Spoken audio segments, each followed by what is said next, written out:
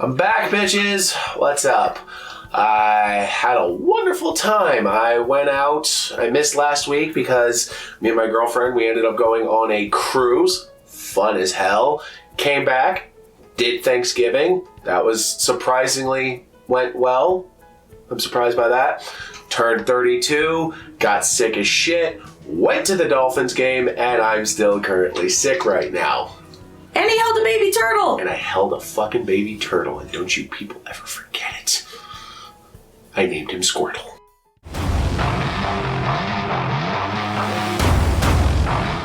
Alright, before we go ahead and look at Week 12, let's go ahead and take a look back at Week 11. First match we have is David versus Uncle David. David beat Uncle David 145-105 and eliminated Uncle David from playoff contention. Then Alexa surprised everybody by beating Kyle 148-120. Kyle had a lot of injuries, so it's not as surprising, but still, Kyle took a bad L that week, and it's hilarious for all of us. Then Justin Chris Browned his wife Kelly 178-164. Then Bob went ahead and surprised everybody by beating Chris 156-107, taking down the current champion, but still also somehow being one of the worst players in our league. Strange things happened that week, people. And then finally, William must have gone out for cigarettes and milk that week because he did not seem to show up as Danielle beats him 171-90. Alright, now that we've gone ahead and covered what happened in Week 11 while I was gone, let's go ahead and take a look at Week 12. Starting match we have for Week 12 is the first team knocked out of playoff contention,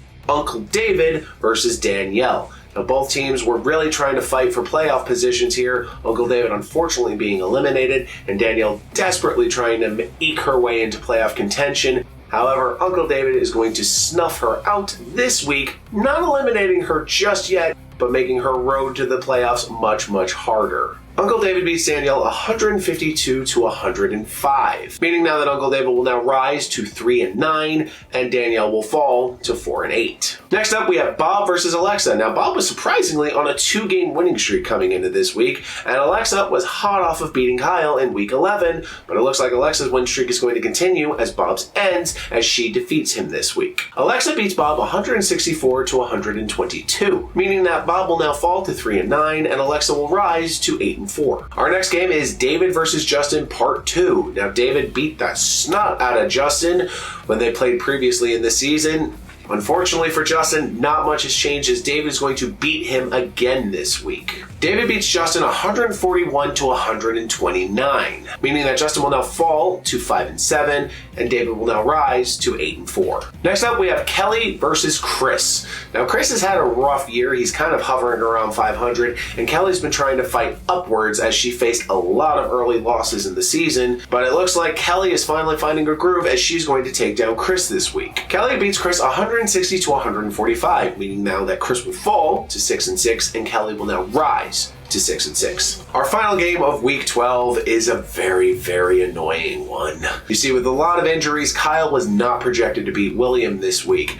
However, mostly thanks to Josh Jacobs having an absolutely ridiculous game and scoring 51 points for Kyle, Kyle is going to narrowly survive and eke out a win against William. Kyle beats William 155-150. Ouch. Meaning now that William will fall to 8-4 and Kyle will now rise to 9-3. Alright, before we go ahead and take a look at Week 13, let's have a word from our sponsor. Are you looking for a wonderful excuse not to do things around the house? Are you looking to get out of pesky family events around the holiday season? Well, might I suggest getting sick.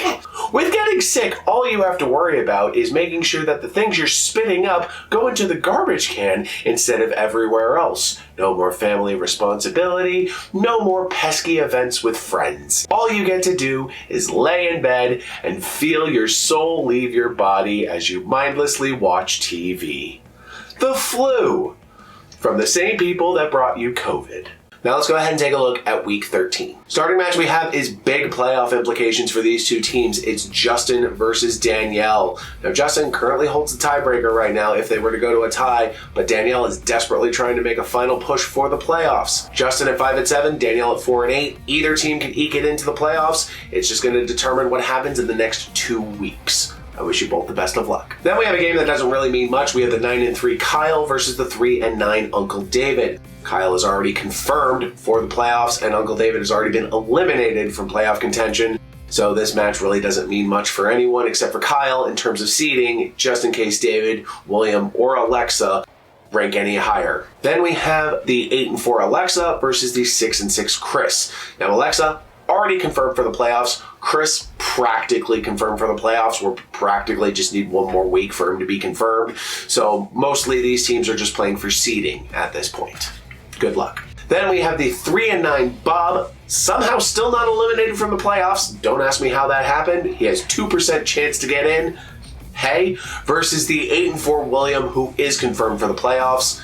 Mostly, again, this just confirms seeding, so it's not that big of a deal for William. It's a big deal for Bob, as he's desperately trying to get into the playoffs, so good luck, gentlemen. And then we have the 6-6 Kelly versus the 8-4 David. Again, both of these teams are practically going to be in the playoffs, so it's mostly just seeding for who's going to play who in Week 15. All right, so that's going to go ahead and do it for that. As always, please continue to check free agency. There are a lot of players who are not great, but still available in case you need to fill some slots due to injuries or bye weeks. It is also noted that the alleged sexual assaulter Deshaun Watson is going to start playing for the Cleveland Browns this week, so if you're in desperate need of a quarterback and you don't care about your morals, you can pick him up.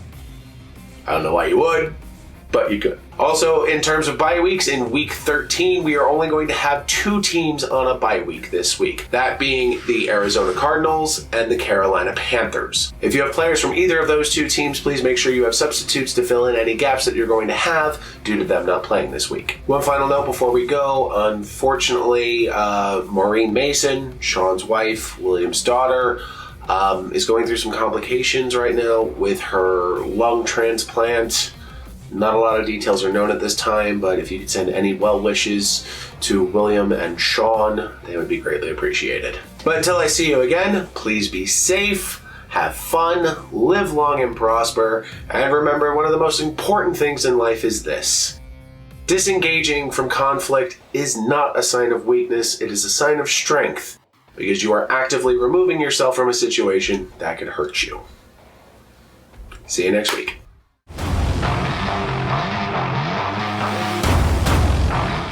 Do you have any idea what it's like to be running a fever, have no energy, and then have these 2 bright-ass lights beaming heat onto you in a quiet room that you can't run a fan or air conditioning in because they'll be picked up by the microphone? The things I fucking do for you people.